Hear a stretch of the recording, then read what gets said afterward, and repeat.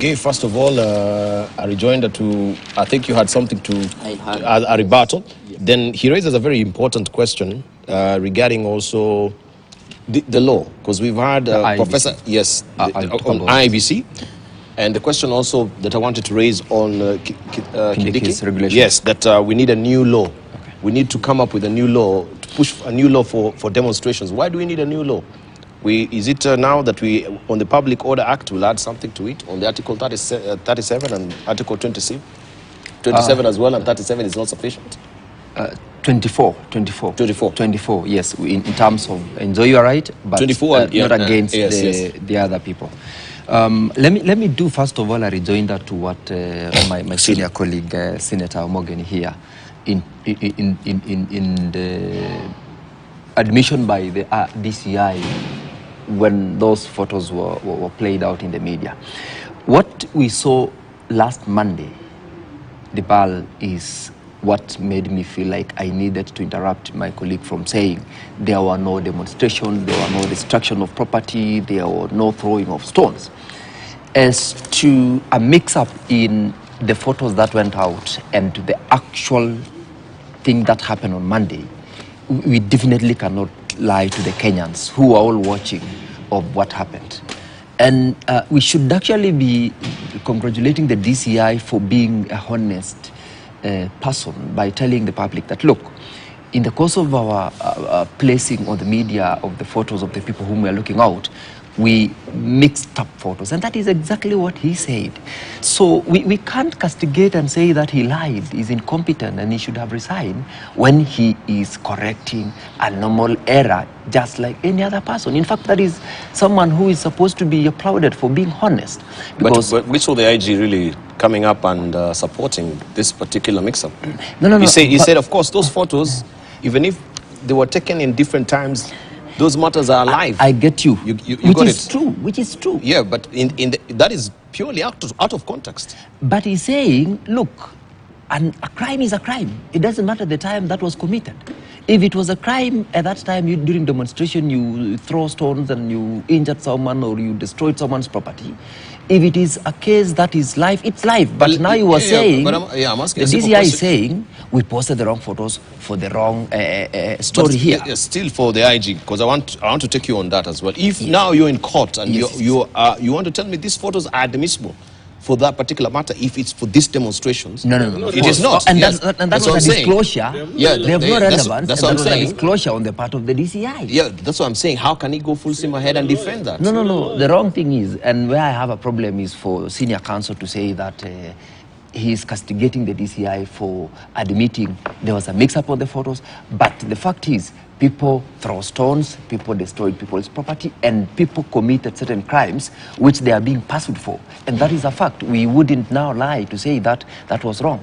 That is where I had a problem with. But that's to the relevance of the comments by the IG on the relevance of these photos before a matter in court. As he says, they have no relevance at all. They are not in context. Thank you. But the DCI was saying, look, guys, I made a mistake. This is not for this particular case, but for a previous case that was there. That is the only issue I had with the senior counsel on that one. Okay. But otherwise, there were demonstrations which were not peaceful. And that is why we are saying, let's not allow people to come and destroy people's property. Do we need another law? Number two, I'll come to the law later. Let me just deal with the story about the IEBC. One of the reasons why we amended on the floor of the House the provision requiring the Parliamentary Service Commission to give us one person to the selection panel was to protect the independence and the role of Parliament in sending out two people to the IEBC selection panel. That was a position that was informed by the desire to have Parliament as a representative of the people, both in the ruling coalition and the opposition at whatever given time, to participate. It is well justified. It was justified on the floor. It was agreed upon. When a proposition was made now to enhance an additional number to take away from the interreligious group, it was defeated on the floor of the House. And that is why the committee report was passed in the context of the proposal which I made after the need to bring into the parliamentary So was there any undue pressure that was meted on you? Not at all. I mean, a committee report is a committee report. That's a committee report is a committee report. We sat as a committee and said, look, we are going to lose the role of parliament if we allow Parliamentary Service Commission to only send one instead of two. That was agreed upon. So there was no pressure. And as he's aware about, I mean, he's a former chair of JLAC, and it was during his tenure, by the way, that JLAC was robust and have picked up from where he left. He's guiding me. He's played a big role in the performance of JLAC, where I am currently chairing. Why? Because he's a good lawyer. He's objective. Sometimes he only does it beyond when it's a political platform. The mischief comes in, but he's a very, very good lawyer. He's a very objective. I mean, he's guided me. I mean, I must appreciate the guidance that he's given me. So, I mean, he understands. Comes to that is the problem. But not all the time also. But not all the time, because there are also times when he can actually, when we were fighting for Kongo Mogeni to be a commissioner in the IEBC, it was the Kenya Kwanza team and everyone in the house that was saying we want PSC. We all said we wanted an independent-minded, professionally sober, intellectually upright, and politically 60% neutral. That is him for you. And so when he says this one, I know he's saying it on the one with a pinch of salt because he knows what transpired in the house. Thank you. But then again, the biggest problem is now, why is it that the IEBC is becoming a problem all the time when somebody loses an election? Okay. That is the elephant in the house. Yeah. I think now, on the issue the proposal by Professor Kithure Kindiki on the regulations, that he's saying that we want to bring forth regulations to the parliament. Remember, now it will be the role of parliament to approve it or not. The delegated legislation, we have a committee in parliament that does with the approval of such legislations. And he's saying we want to bring on board these regulations for purposes of one, having the leadership to any demonstration to take responsibility for whatever consequences of a demonstration. He's saying that this team that is leading a demonstration will have an obligation for a cleanup process after. If you end up, for example, destroying people's property, whose cost will that be? That is probably what we're looking at. But again, he's proposing that we need to also have some places. Remember earlier on, Okongo Mogeni said that the IG should even be able to draw the areas where these people can demonstrate, go to Uru Highway, Kenyatta Avenue, this point. Now, Professor Kindiki is saying that we are making this proposition to say there are certain areas that you probably don't need to go. Like if you want to demonstrate in a hospital environment, really, you can't be allowed to do that because you're making noise to patients and you're making it worse. Or if it's a protected area, like the State House, if you're picketing, let's picket in peace. When we are given the example of people walking to White House with Bush, you are a murderer, you know, there is a whole difference. In Parliament, almost every 2-3 weeks, we are getting people demonstrating. The other day, the LGBTQ team came into Parliament and they demonstrated, and no one bothered with them. What we are trying to say is that even if these regulations will come before Parliament, the bottom line is, do we really have a society that would lead a demonstration that is peaceful and are beaten up?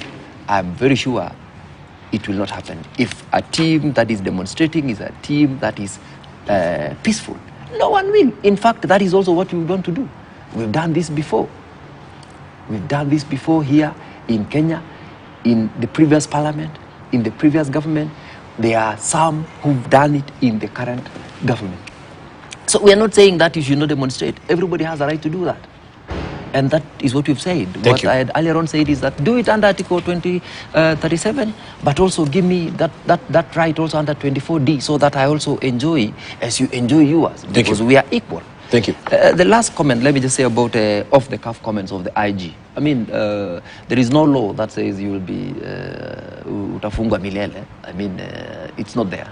So I believe that comment was one of those off the cuff. I mean, the way Raila would tell him, come for me, nikujie. I mean, who?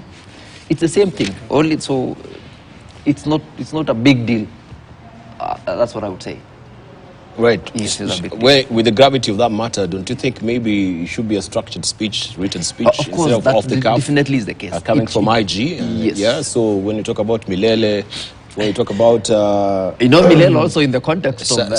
Sava kwa supermarket, ilikuwa pale, well, it's a bit of comic relief. You should tell us if the Sava was in the supermarket. But aside with that, yes. Okay, you wanted to finish? Yes, I wanted to finish and say, it's also important sometimes to... Let's not... Mandago says, tusiweke kitu kwa... Kwa roho. Yes, let's put it off. So there is a reason why I'm saying it's one of those off-the-cuff comments. But I would actually propose that whenever you're making such national and very serious issues and addressing, it's very good to do a structured speech so that you do your speech and comment. And you can be accountable actually afterwards. That this is my written speech. I don't think I said anything. Yes, but the unfortunate thing, Duval, is the tone of the speech. Like I've listened to Mother Karua talking. I listened to Raila.